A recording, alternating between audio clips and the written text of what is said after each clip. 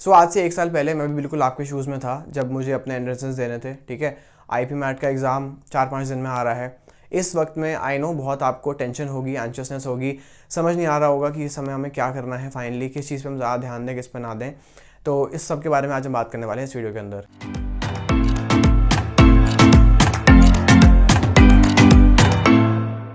तो hi everyone, my name is Bhavya Taneja and आज की वीडियो में हम लोग बात करेंगे कि मेरा क्या एक्सपीरियंस रहा था जब मैं अपना एग्ज़ाम देने गया था एंड उससे मैंने क्या सीखा है, किन चीज़ों को आपको ध्यान देना चाहिए।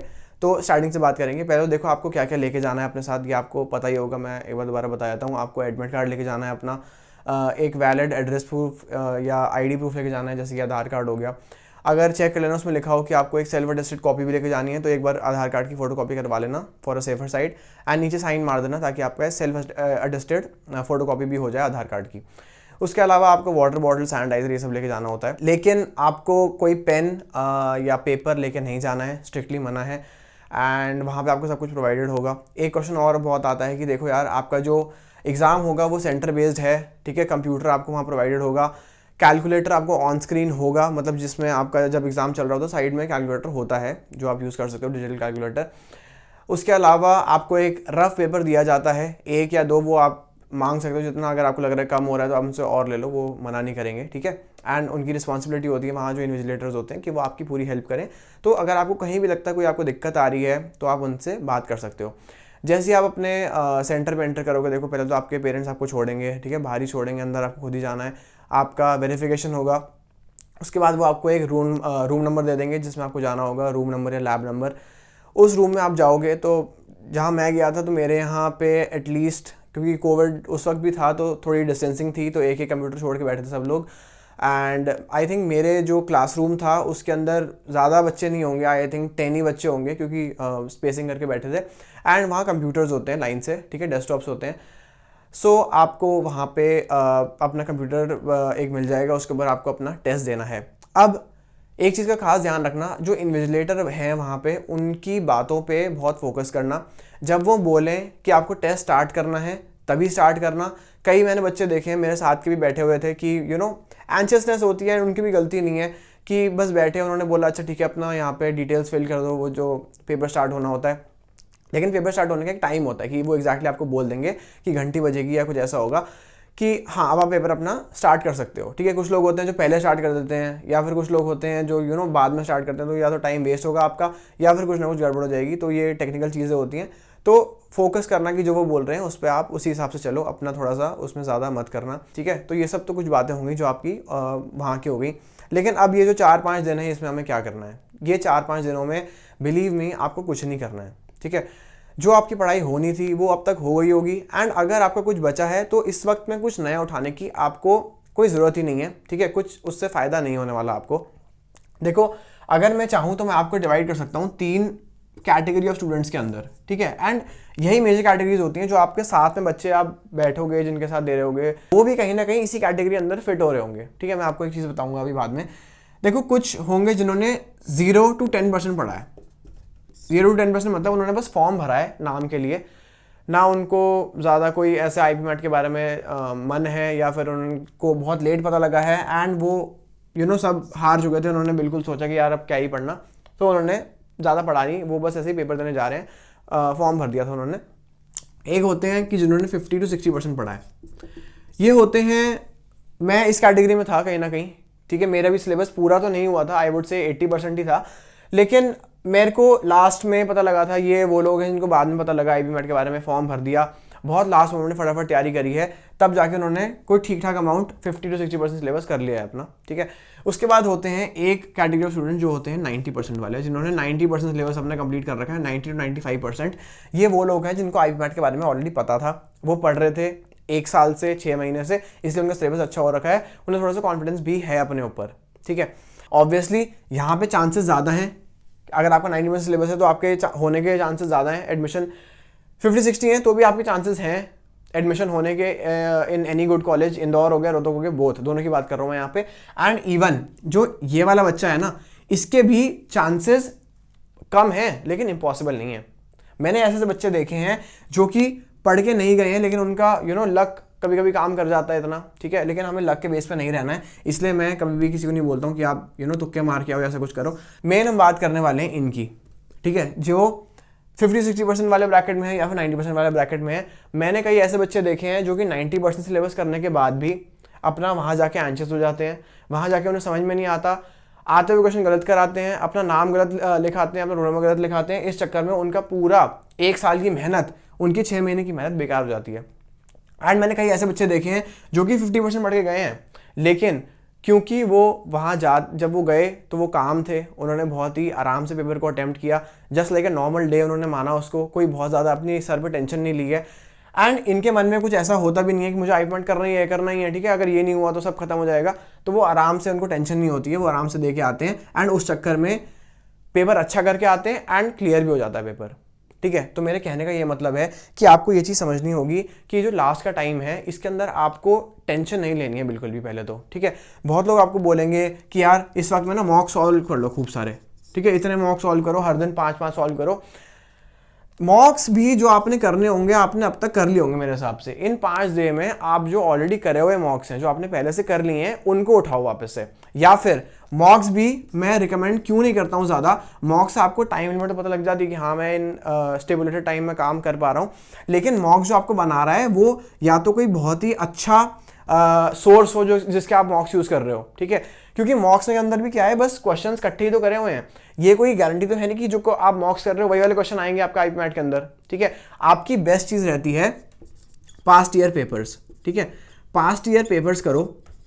अगर आईपी मैट के आपको जो मिल रहे हैं 2019 के, पुराने 2018 के, इंदौर के, उनको करो। नहीं मिलता है तो मैंने तो कैट के पेपर भी किए थे थोड़े पुराने वाले, क्योंकि देखो ये चीज़ें क्या है, ये जेन्युइनली वो चीज़ें हैं जो कि पास्ट में आ रखी हैं एंड इनके बेस पे आप अपने आप को जज कर सकते हो कि अगर मैं 1 साल पहले होता, ठीक है, एंड मेरी इतनी प्रिपरेशन जितनी है अभी हुई होती, देन उस हिसाब से मेरे को कितने में क्वेश्चन कर पाता। इससे आपको एक ट्रू पिक्चर पता लगती है। मॉक से भी इतना आपको नहीं समझ में आता है, ठीक है। मॉक्स आपने थोड़े बहुत कर लिए होंगे तो ठीक है, पुराने वाले दोबारा उठा लो। नए उठाओगे, नए क्वेश्चन आपको ऑब्वियसली मिलेंगे जो आपको नहीं आते होंगे, मोरल डाउन होगा, कोई फ़ायदा नहीं है। सो आई वुड से ये जो 4-5 दिन में हैं, आपको इसके अंदर अपने पुरानी जो चीज़ें आपने करी हुई हैं उनको ही एक बार दोबारा रिवाइज़ करो, ठीक है। जो चैप्टर्स आपने पढ़े हुए हैं उनके फॉर्मूला दोबारा रिवाइज़ करो, ठीक है। एक बार ऊपर से पूरी बुक देखो कि ठीक है यार मैं एक बार पूरा रिवीजन देख लेता हूँ, ये मैंने चैप्टर्स पढ़े हुए हैं, इस चैप्टर के अंदर ये कंसेप्ट यूज़ हो रहा था, इसके अंदर ये था, इसके अंदर ये इंपॉर्टेंट क्वेश्चन मैंने देखा था, इसको दोबारा देख लेता हूँ एक बार। तो ये 4-5 दिन आपके केवल वो करने के लिए होते हैं, इसमें आपको बहुत ज़्यादा टेंशन नहीं लेनी है, ठीक है। एंड आई वुड से कि अगर आपका ये जो लास्ट मोमेंट है एंड आपका सिलेबस इतना ही हुआ है, देन भी आपको टेंशन लेने की जरूरत नहीं है, क्योंकि बहुत लोग होते हैं जिनका सिलेबस इतना ही होता है। एंड आई वुड से कि 80% बच्चे जो पेपर देने जा रहे हैं उनका वो इसी ब्रैकेट के अंदर होते हैं। मैं अपना जब एग्जाम देने गया था तो एग्जाम हो गया, ठीक ठाक हुआ, मतलब कुछ क्वेश्चन आते थे, कुछ नहीं आते थे। आई वॉज नॉट श्योर कि मेरा मतलब क्लियर होगा कि नहीं होगा, इंदौर भी रोहतक भी। बट जब मैं बाहर निकला तो और वहाँ बच्चे खड़े थे, मैं उनको नहीं जानता था ऑब्वियसली, वो दूसरे स्कूल के थे। बट मेरे फादर का मैं वेट कर रहा था, क्योंकि वो आप पेरेंट्स छोड़ के चले जाते हैं आपको, एंड जब आपका एग्जाम हो जाता है तो आप कॉल कर लेते हो, तो पेरेंट्स आया था लेने। तो मेरे पास फ़ोन नहीं था मेरा, क्योंकि मैंने फ़ोन वापस दे दिया था क्योंकि अलाउड नहीं अंदर ले जाना। तो मैंने जिसके पेरेंट्स आ गए थे एक बच्चे के, मैंने उससे पूछा कि can I use your phone, and मैंने कॉल किया। तो मेरी थोड़ी सी बात हुई उस बच्चे से, तो मैंने उससे पूछा ऑब्वियसली कि यार एग्ज़ाम कैसा गया। तो ही वॉज लाइक यार ठीक ठाक ही गया, ज़्यादा अच्छा नहीं गया था। फिर उसके और 2 दोस्त आ गए, उनसे बात करी कि कैसा गया पेपर, यार हमें भी नहीं आता था, ठीक है, ये वो। तब मैं रियलाइज़ किया कि यार ज़्यादातर बच्चे तो ऐसे ही हैं कि यार सब ऐसे ही बोल रहे हैं कि मुझे भी नहीं आता था, ये तुझे क्वेश्चन आता था, मुझे भी नहीं आता था। तो ऐसा कुछ नहीं है कि आपको लगता है कि यार जो आपके साइड में बच्चे बैठे हैं वो बहुत ज़्यादा अच्छा करके आ रहे हैं, ठीक है। ज़्यादातर बच्चे इसी कैटेगरी के अंदर होते हैं एंड ज़्यादातर बच्चों को सारे क्वेश्चन नहीं आते होते, ठीक है। इसलिए आपकी कट ऑफ भी लो होती है। एंड आपको मैं कट ऑफ के लिए क्यों बोलता हूँ क्लियर करने को पहले, क्योंकि अगर आपकी कट ऑफ क्लियर नहीं होगी देन आप आगे जा ही नहीं सकते हो, ठीक है। कई लोग बोलते हैं कि भैया आप कट ऑफ की बात कर रहे हो, हमें तो अच्छा स्कोर करना पड़ेगा, क्योंकि अगर हमारी कट ऑफ ही क्लियर होती है तो ज़रूरी थोड़ी हमारा एडमिशन होगा। मान लिया आपकी बात, लेकिन अगर आपका कट ऑफ ही क्लियर नहीं होती है देन आप नेक्स्ट राउंड में जाओगे ही नहीं इंटरव्यू वाले, ठीक है। तो पहले तो आपका कट ऑफ होनी चाहिए।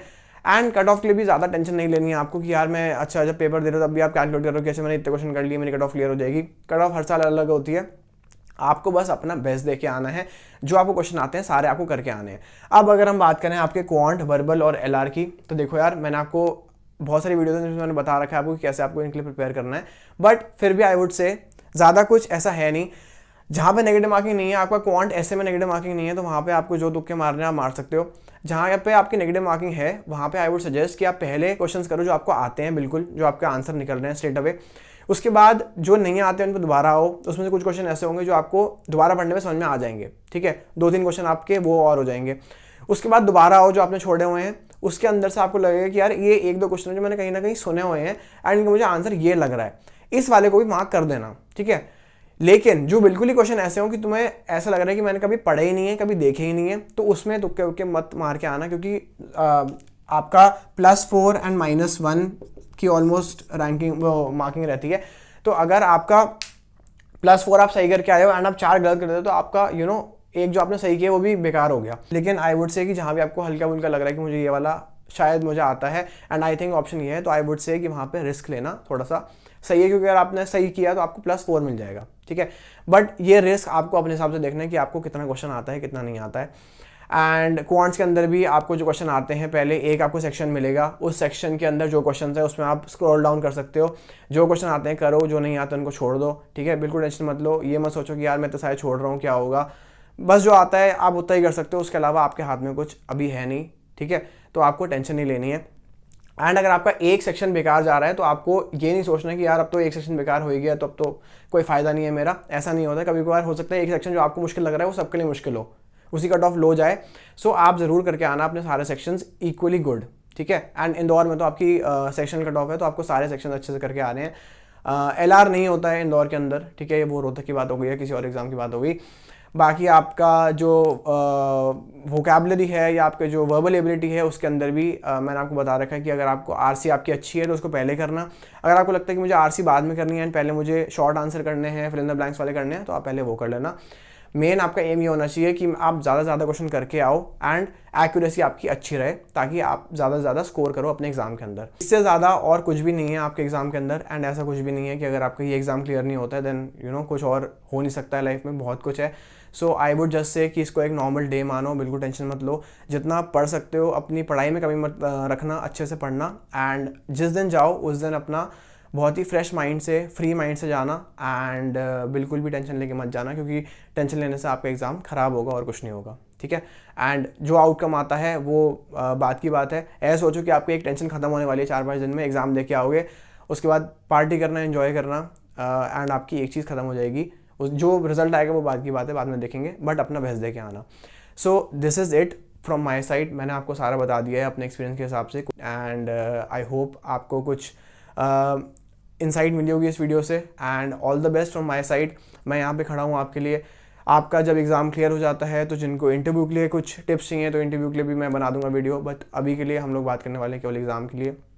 सो I hope you like the video. And अगर वीडियो अच्छी लगी देन प्लीज़ लाइक करना, शेयर करना और एस्पिरेंट्स का जो कि प्रिपेयर कर रहे हैं इंदौर के लिए एंड रोहतक के लिए। So that's it for today's video. I will see you in the next video.